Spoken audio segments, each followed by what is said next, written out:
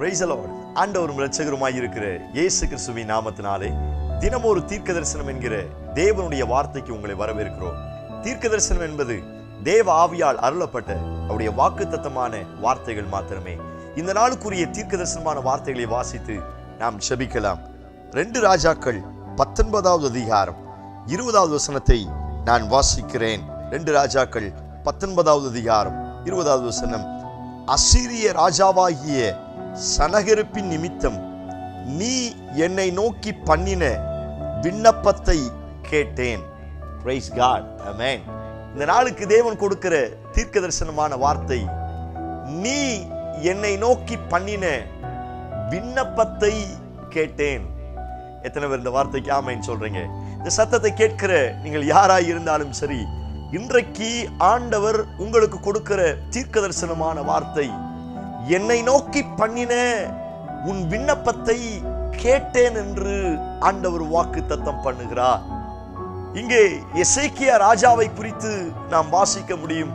இந்த எசேக்கியா ராஜா எப்பொழுதெல்லாம் அவருக்கு பிரச்சனை வருகிறதோ அப்பொழுதெல்லாம் அவர் மனிதர்களை அல்ல, அவனை சுற்றிலும் இருக்கிற மந்திரிமார்களை அல்ல, அல்லது தீர்க்கதரிசிகளையும் அல்ல, ஊழியக்காரர்களையும் அல்ல, எப்பொழுதெல்லாம் அவருக்கு பிரச்சனை வருகிறதோ அப்பொழுதெல்லாம் எசேக்கியா ராஜா கர்த்தரை நோக்கி விண்ணப்பம் பண்ண ஆரம்பித்தான். பிரைஸ் காட். அவனுடைய 2-3 இடங்களில் அவனுடைய வாழ்க்கையில பிரச்சனை வருகிற டைம்ல அவன் கர்த்தரை நோக்கி விண்ணப்பம் பண்ணினான். அவன் விண்ணப்பம் பண்ணின விண்ணப்பத்திற்கு கர்த்தர் உடனே பதில் கொடுத்தார். நமக்கு தெரியும், ஏசாயா தீர்க்கதரிசி வந்து உன் வீட்டு காரியங்களை ஒழுங்குபடுத்தும் என்று சொன்ன உடனே இவன் சுவர்புறமாய் திரும்பி கர்த்தரை நோக்கி விண்ணப்பம் பண்ணினாராம்.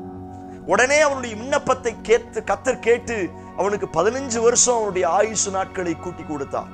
நாம் வாசித்த இந்த பகுதியில் அவன் விண்ணப்பம் பண்ணுகிறான். சனகரிப் ராஜாவின் நிமித்தம் அவன் விண்ணப்பம் பண்ணுகிறான்.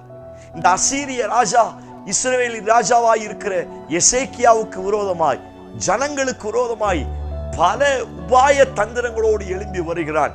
எப்படியாவது இந்த தேசத்தை அடிமையாக்க வேண்டும், சிறை பிடிக்க வேண்டும் என்று பல ரீதியில் அவனோடு சேர்ந்து ஆட்களை திரட்டி வருகிறான். அப்படிப்பட்ட சமயத்தின் நிமித்தம் சோத்திரம், இந்த சனகரிப் ராஜாவின் நிமித்தம் அவன் மூலமாய் வருகிற பிரச்சனை நிமித்தம் எசேக்கியா கர்த்தரை நோக்கி விண்ணப்பம் பண்ணுகிறார். சோத்திரம், தீர்க்க தரிசனமாய் சொன்ன வார்த்தை, எசேக்கியாவே, நீ சனகரித்து நிமித்தம் நீ பண்ணின விண்ணப்பத்தை நான் கேட்டேன் என்று கர்த்தர் வாக்குத்தத்தம் பண்ணுகிறார். இந்த சத்தத்தை கேட்கிற நீங்கள் யாராய் இருந்தாலும் சரி, ஒருவேளை அசீரியா ராஜாவை போல உங்களுக்கு விரோதமாய், உங்கள் குடும்பத்துக்கு விரோதமாய் அநேக வல்லமைகள் எழும்பி கொண்டு இருக்கிறதா, உங்களை அழிக்கும்படி, வேரோடு பிடுங்கி போடும்படி, அந்த இடத்தை சிறை பிடிக்கும்படி, உங்களுடைய ஆசீர்வாதங்களை, உங்களுடைய நன்மைகளை, தேவன் உங்களுக்கு வைத்திருக்கிற கனத்தை அபகரித்துக் கொள்ளும்படி எத்தனை அசீரிய ராஜாக்கள் வந்தாலும், சபையே, நீங்கள் பார்ப்பது ஏசாயா தீர்க்கதரிசியா அல்ல, நீங்கள் பார்ப்பது உங்களை அழைத்த கர்த்தரை. எத்தனை பேர் இந்த வார்த்தைக்கு ஆமென் சொல்றீங்க? தோத்திரம். ஏசாயா தீர்க்கதரிசியும் எசேக்கியாவும் நல்ல க்ளோஸ். அடிக்கடி இவங்க 2 பேரும் பேசிக்கிறவாங்க. ஆனா இவனுக்கு பிரச்சனை வர நேரத்துல இவன் அங்க போகல, கர்த்தரை நம்பினான், கர்த்தரை நோக்கி விண்ணப்பம் பண்ணினான். நான் சொல்லுகிறேன், உங்களுடைய விண்ணப்பம் யாரை பார்த்து இருக்கிறது? மனுஷனை பார்த்தா, மற்ற நபர்களை பார்த்தா? சோத்திரம், இன்றைக்கு ஒரு நல்ல தீர்மானம் எடுங்கள். எல்லா அசீரியரின் கைக்கு கர்த்தர் உங்களையும் உங்கள் குடும்பத்தையும் விடுவிக்க போகிறார். இந்த வார்த்தையை கர்த்தர் ஒரு சிலருக்கு தீர்க்க தரிசனமாய் சொல்லுகிறார். அசீரியரின் வல்லமைகள் உனக்கு விரோதமாய் பாளையம் இறங்கி கொண்டிருக்கிறதா?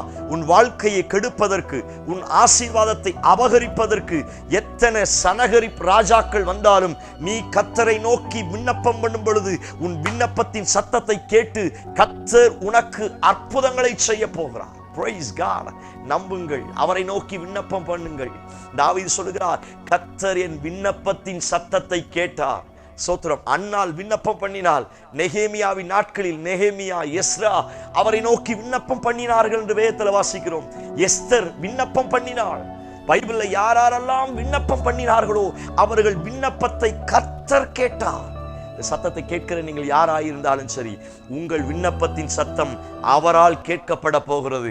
மனுஷன் கேட்காம இருக்கலாம், மனுஷன் உதாசீனப்படுத்தி உதறி தள்ளி விட்டு இருக்கலாம். ஆனா நீங்கள் ஆராதிக்கிற கர்த்தர் உங்கள் விண்ணப்பத்தின் சத்தத்தை கேட்க போகிறார். எத்தனை சனகரிப் ராஜாக்கள் வந்தாலும் உங்களையும் உங்கள் குடும்பத்தையும் சேதப்படுத்த முடியாது. கண்களை மூடி அவரை நோக்கி விண்ணப்பம் பண்ணுவோம். ஹல்லேலூயா, ஹல்லேலூயா, ஹல்லேலூயா. நீங்கள் விண்ணப்பம் பண்ண கர்த்தர் அந்த சத்தத்தை கேட்க போகிறார். கர்த்தர் இறங்கி ஒரு அற்புதத்தை செய்ய போகிறார். இயேசுவின் நாமத்தினால அவர்கள் விண்ணப்பத்தின் சத்தம் கேட்கப்படுவதாக. அவர்களுக்கு விரோதமாய் படையெடுத்து வருகிற எல்லா அசீரிய ராஜாவின் வல்லமைகள் அவிழ்க்கப்படுவதாக. எல்லா சனகரிப்பின் வல்லமைகள் ஒன்று இல்லாமல் போவதாக. என் ஜனங்களை கர்த்தர் காப்பாற்றுவீராக. அப்படி செய்வீர் என்று நம்புகிறோம். இயேசு கிறிஸ்து மூலம் ஜெபிக்கிறோம். ஜெபம் கேளும் நல்ல பிதாவே. Amen, amen. Praise the Lord. நம்பிக்கையோடு இந்த நாளை துவங்குங்கள். உங்கள் விண்ணப்பத்தின் சத்தம் அவரால் கேட்கப்பட போகிறது. இந்த செய்தி உங்களுக்கு ஆசீர்வாதமா இருந்துச்சுன்னா மற்றவங்களுக்கு ஷேர் பண்ணுங்க. கர்த்தர் தாமே உங்களை ஆசீர்வதிப்பார். Amen. Praise the Lord. God bless you.